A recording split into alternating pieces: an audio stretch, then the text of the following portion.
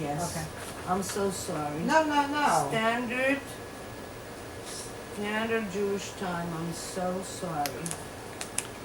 Are you able Okay, to don't worry about it. do worry about it. time on your phone for I 20 am a minutes? 20 teacher. I'm used to After 20 starting minutes, everything on time and being it's ready the for it to video. start on time. I you know. After 20 know? minutes? Okay. Yeah. So you gotta hit the red button to So. re-record.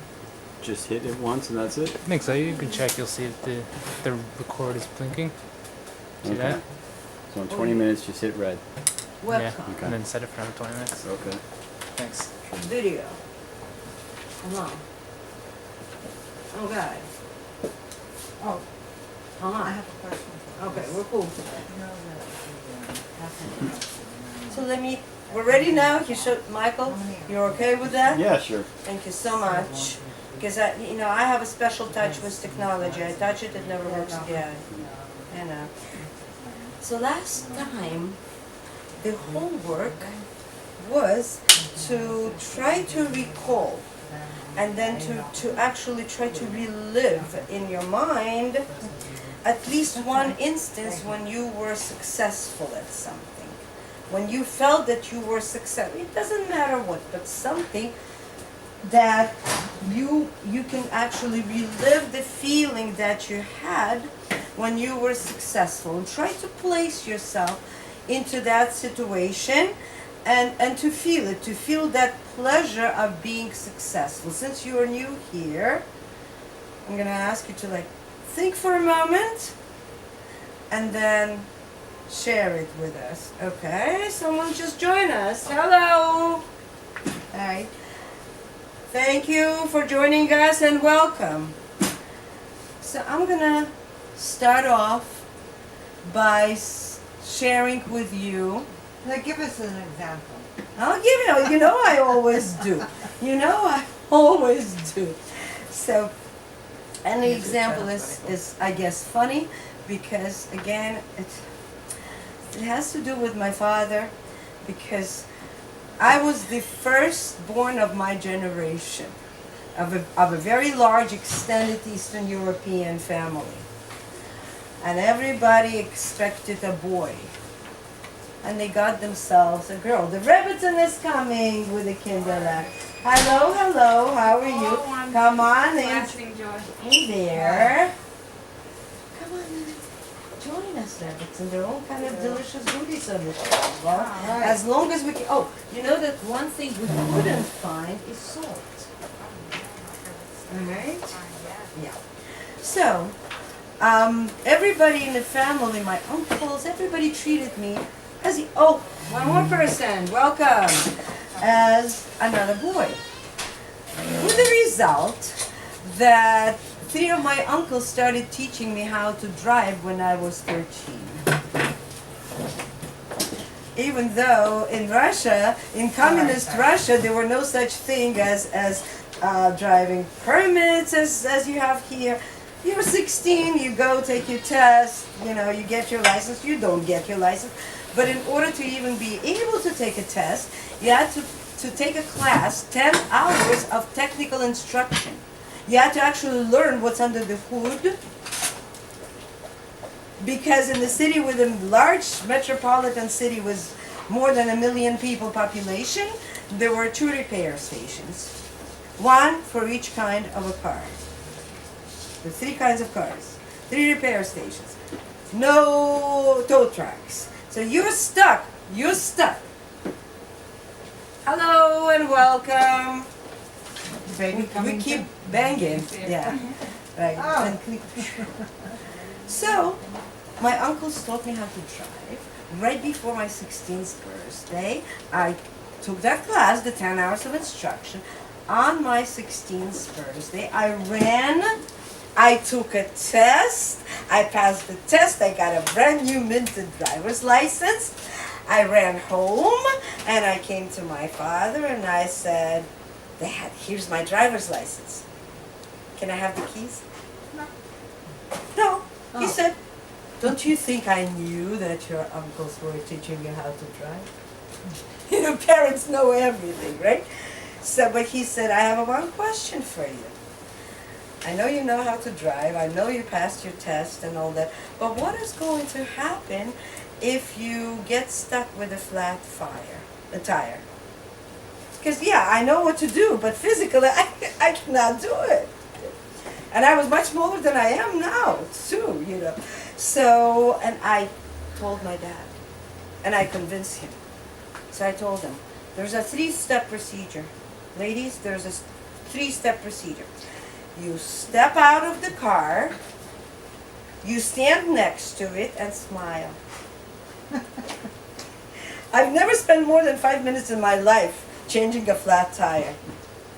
So I felt totally successful because my dad laughed like there was no end to it. And yes, he did give me the key. Okay. So yeah, that was an amazing, fun, exciting moment. And I got behind that steering wheel and I went out on the road. Wow, and I started shifting that thing. I still shift. I still drive, yeah, I drive a stick shift, yeah, absolutely, you know. So that was my moment. Audrey, to you. I'm thinking. Oh, come on. You had a month to think. I know. These people I'm are still you. You had a thinking. month to think.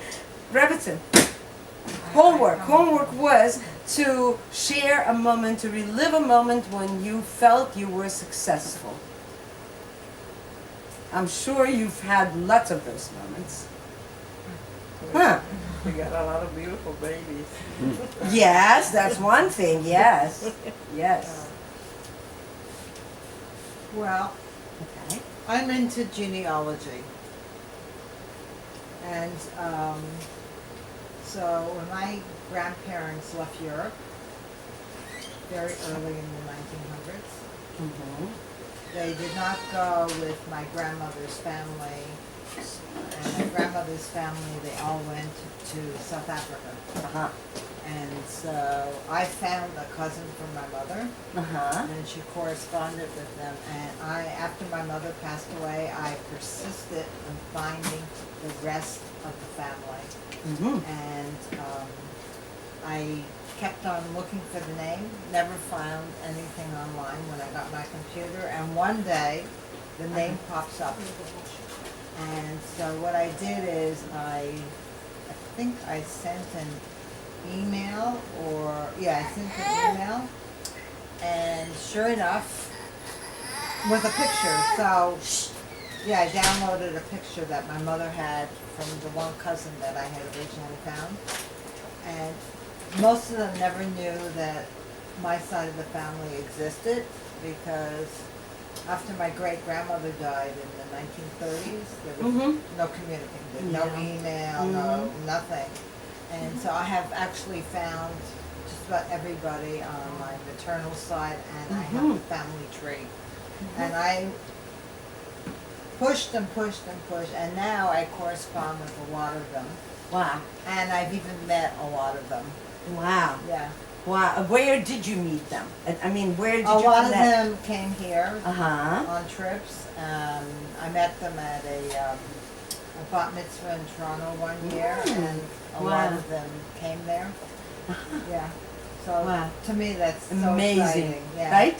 Yeah. Do you feel that excitement now? Oh, always. Can you connect back to Oh, that yeah. excitement And then now? I actually found a cousin that lives in Israel, Mm-hmm. and so I looked high and low for him because he has a very Mhm. there's 5,000 Michael Goldbergs in the world.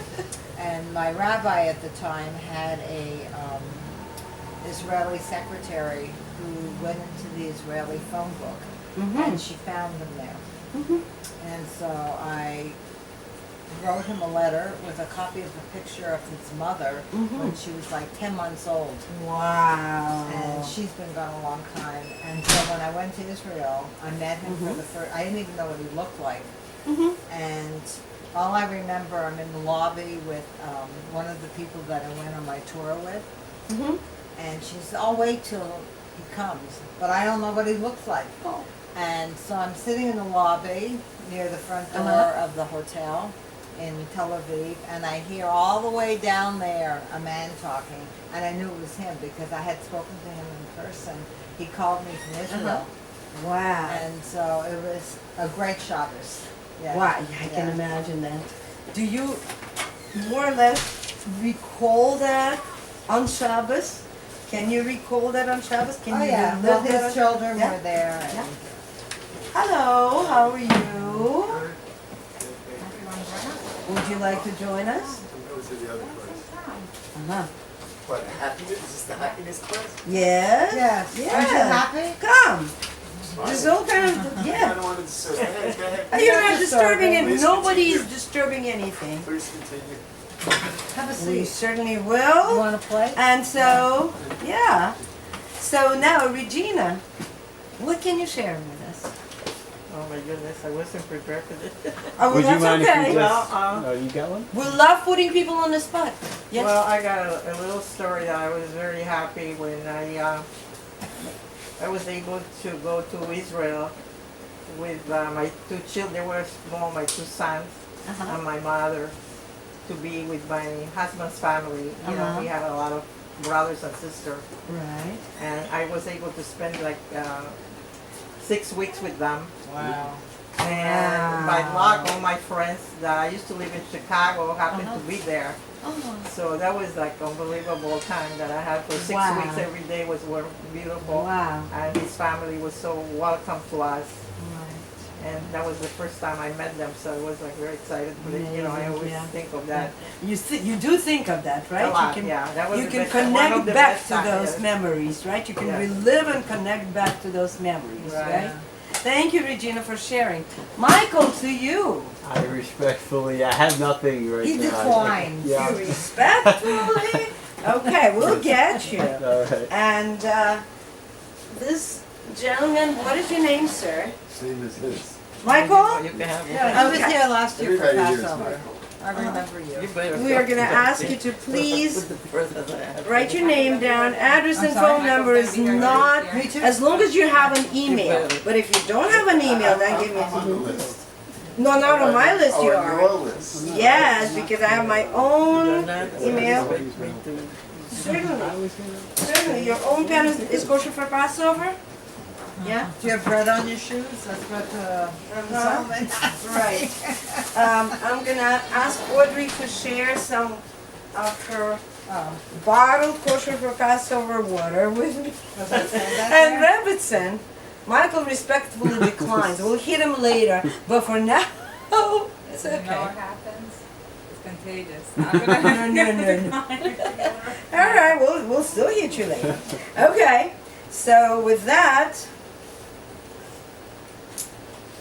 we are going, because there are new people here, we are going to practice our Serenity Chant. Rabbi Pliskin's famous Serenity Chant that we practiced last time. So if you look at your handout, and Not yet? Michael, Not- no, not not yet, yet, not yet. You don't keep noshing, you know. We start with this, and then we make some. Because I got a class next door. Ah, And what kind of class however do you long have you next stay. door? That's fine. Well, right now, But this is, how you take your tefillin off. Oh, okay. So, the Serenity Chant goes like this. Love, joy, courage, serenity. It's very easy to remember. Lasting, joy, club, sight. Love, Wow. joy, courage, Right. serenity. Got it. All right. So first we practice the way Rabbi Plishkin is teaching us, and that is, you sit in the most comfortable position. You know, not Well, you leaning. recline, we don't. I don't recline. I'm missing my pillow behind my back today. They couldn't find it. So I can't even do anything. No, I need to sit straight. I can't recline. So anyway, you make yourself comfortable. You could recline. But don't lean forward because that prevents the oxygen going into your lungs. And first you look up and to your left. And you repeat, you could whisper, but you have to actually say it, not think.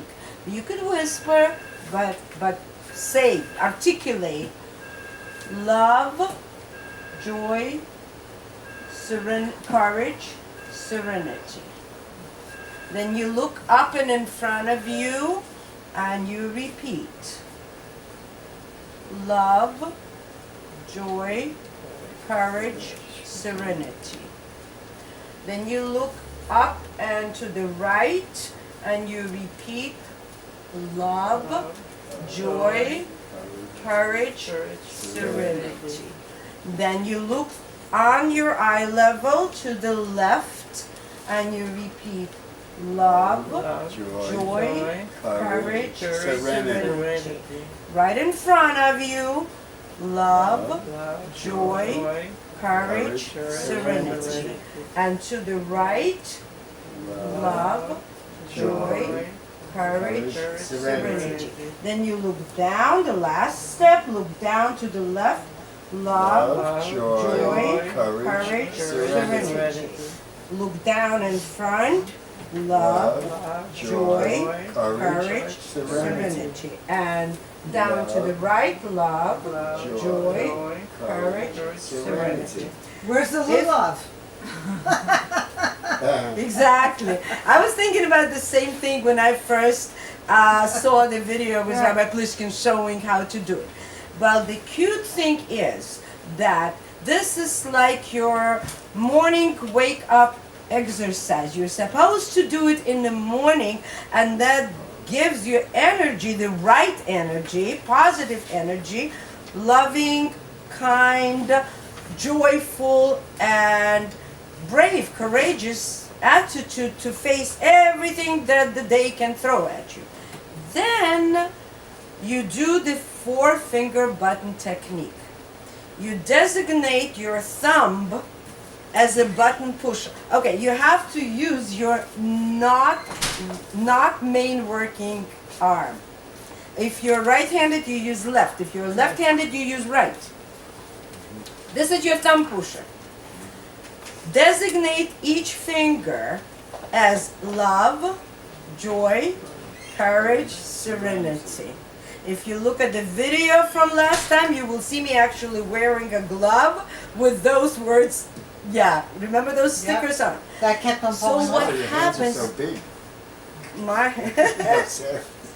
if you actually do this 9-step warm up in the morning, then whatever the day throws at you, whatever frustration, whatever annoyances, whatever things that could happen, it happened to all of us during the day, you know?